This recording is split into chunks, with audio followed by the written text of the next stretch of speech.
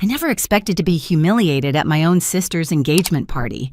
The lights were warm, the smiles rehearsed, and her voice carried easily when she laughed and said I was just admin at a courthouse. People chuckled. Someone clinked a glass. My chest burned, but I stayed quiet like I always did.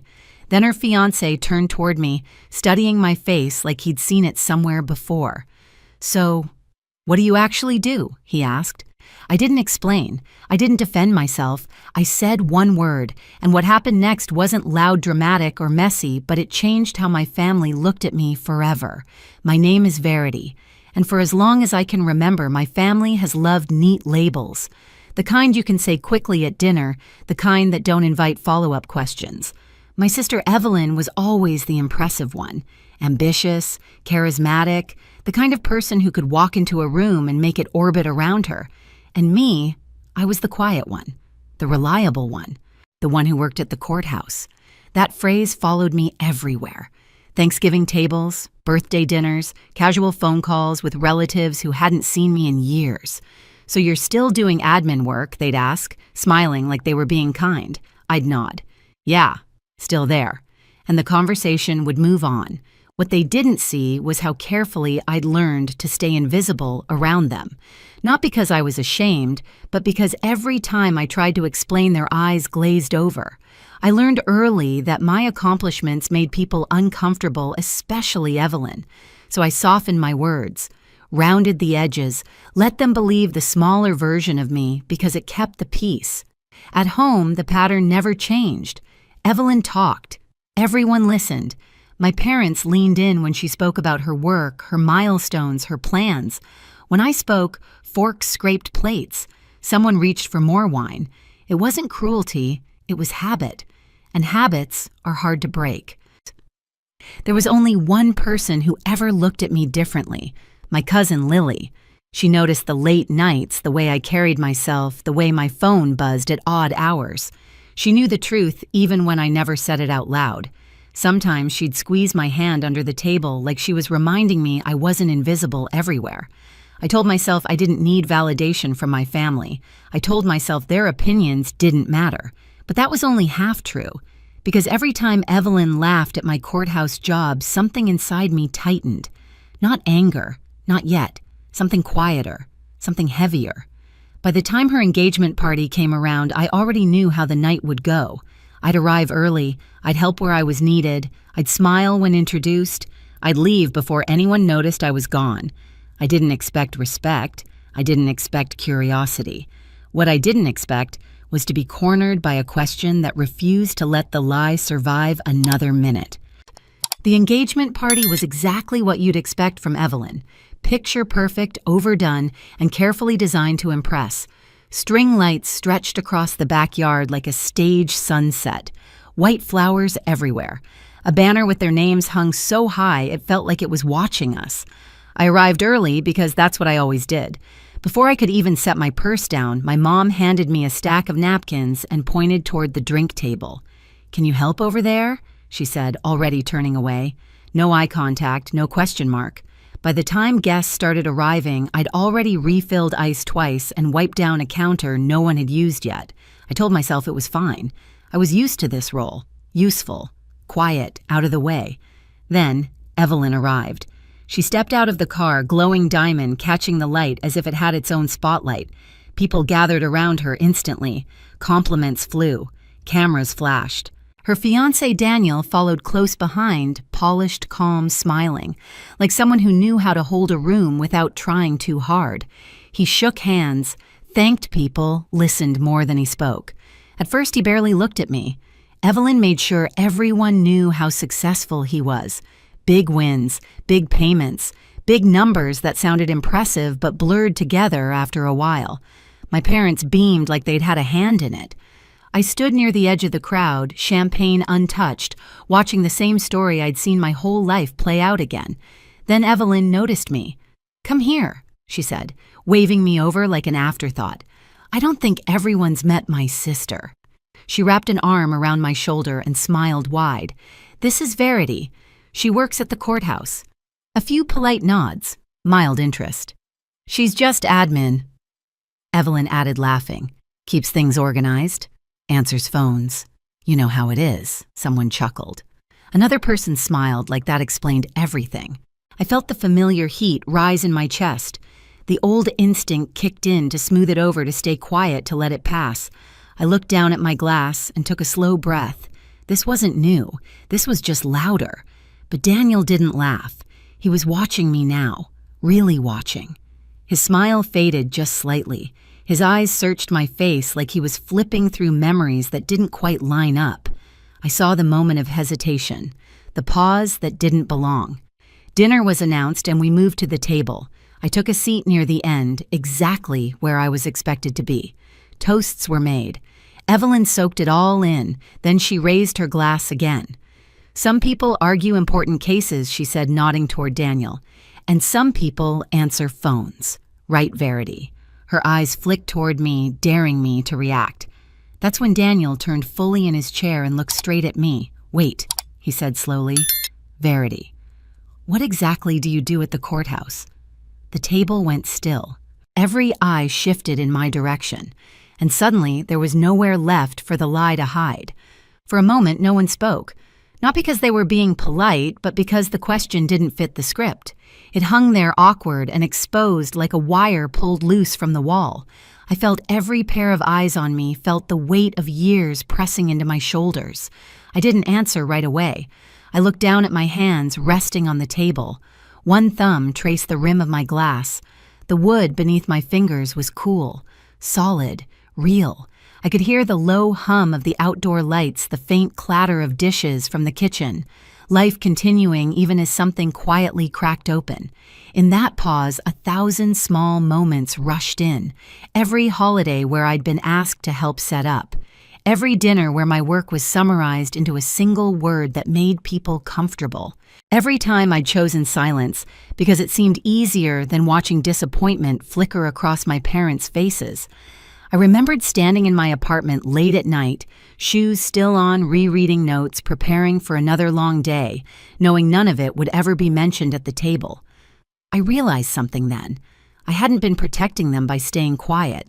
I'd been protecting the version of me they preferred, the smaller one, the one who didn't challenge anyone's pride. Across from me, Evelyn was smiling too hard. Her jaw was tight, eyes sharp, like she could sense the shift even if she didn't understand it yet. My mother stared at her plate. My father reached for his glass and stopped halfway, unsure. Daniel was still watching me, not impatient, not mocking, just waiting.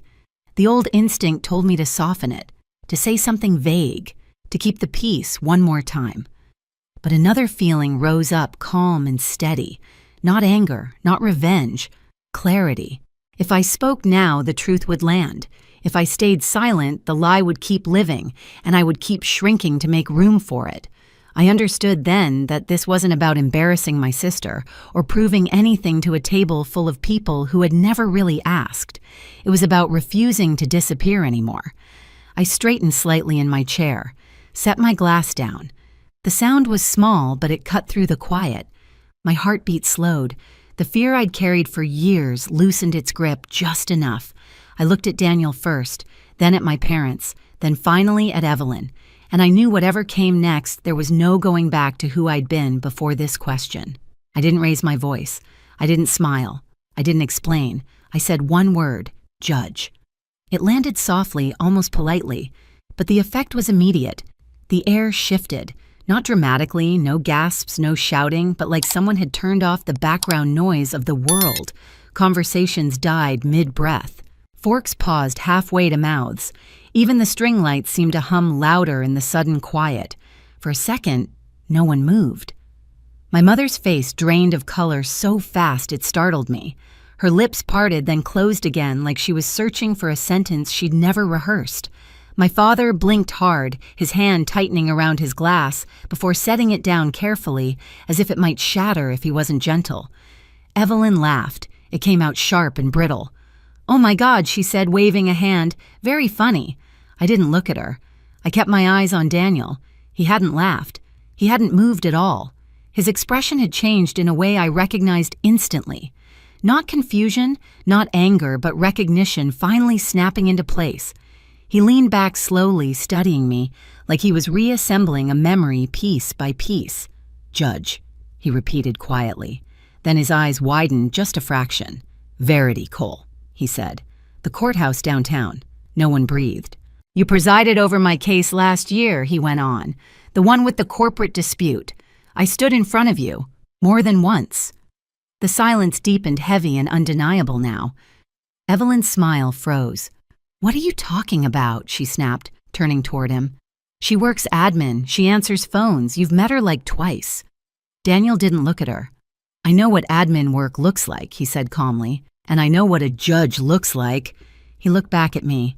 "You were fair, direct. You didn't grandstand, you listened. That's why I remember." My father finally found his voice. "You're a judge?" he asked, disbelief thick in his tone. "Since when?" 3 years, I said evenly. My mother shook her head as if the word itself didn't make sense. "But you said you were assisting someone." "You said I was," I replied. "At the beginning." No one ever asked after that. That was when it hit them. Not all at once, but slowly, painfully. The realization that the story they'd been repeating for years hadn't been corrected, not because it was true, but because it was convenient, because it didn't threaten the balance they were used to. Evelyn pushed her chair back slightly, eyes darting between faces. "This is ridiculous," she said. "You let everyone believe you were admin. Who does that?" I met her gaze for the first time.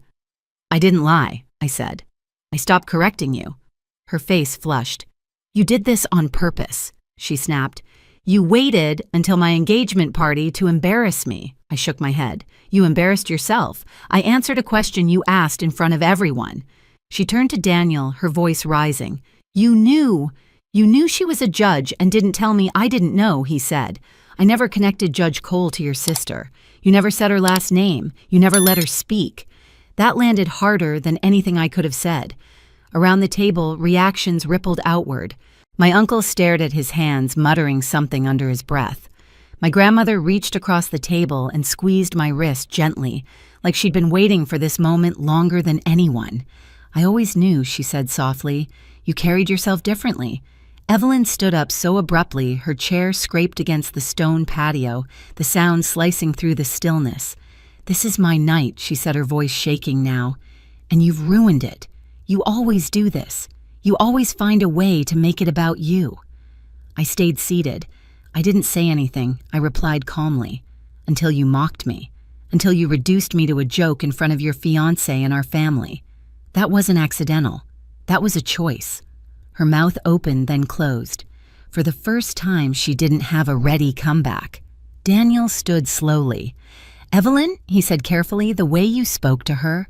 She cut him off. "Don't. You're supposed to be on my side." "I'm on the side of the truth," he said. "And I don't know how I missed this, how I let you talk about your own sister like that. That was the moment it broke. Not loudly, not explosively, but completely."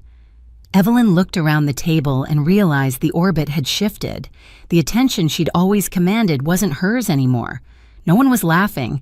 No one was defending her. Even my parents sat frozen, caught between the daughter they'd always praised and the one they'd never truly seen.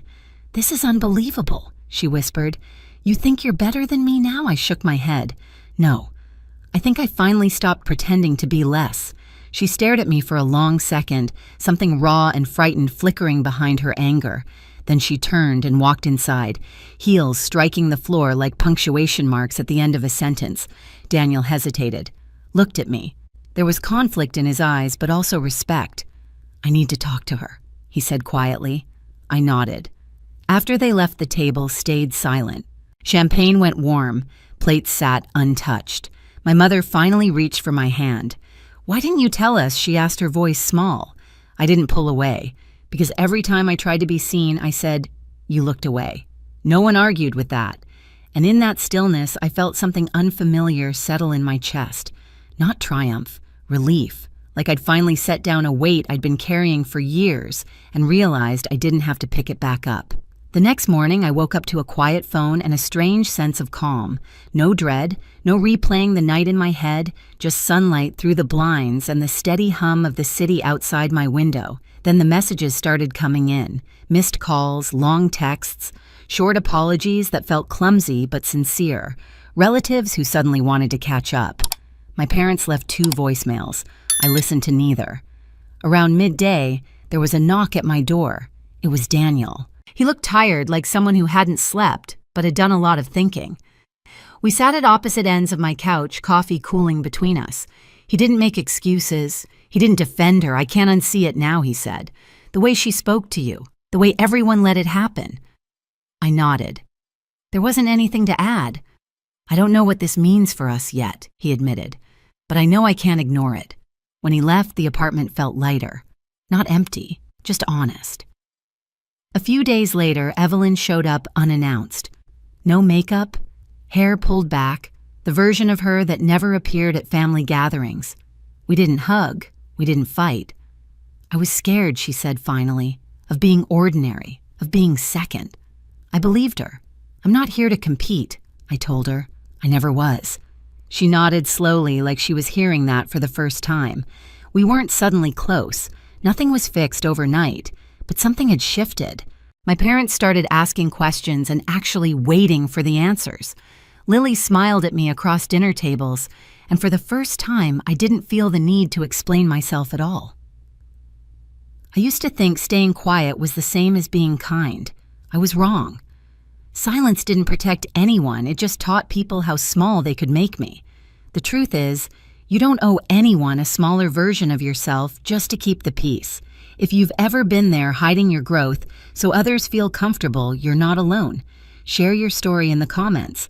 And if this resonated with you, hit subscribe. You deserve to be seen.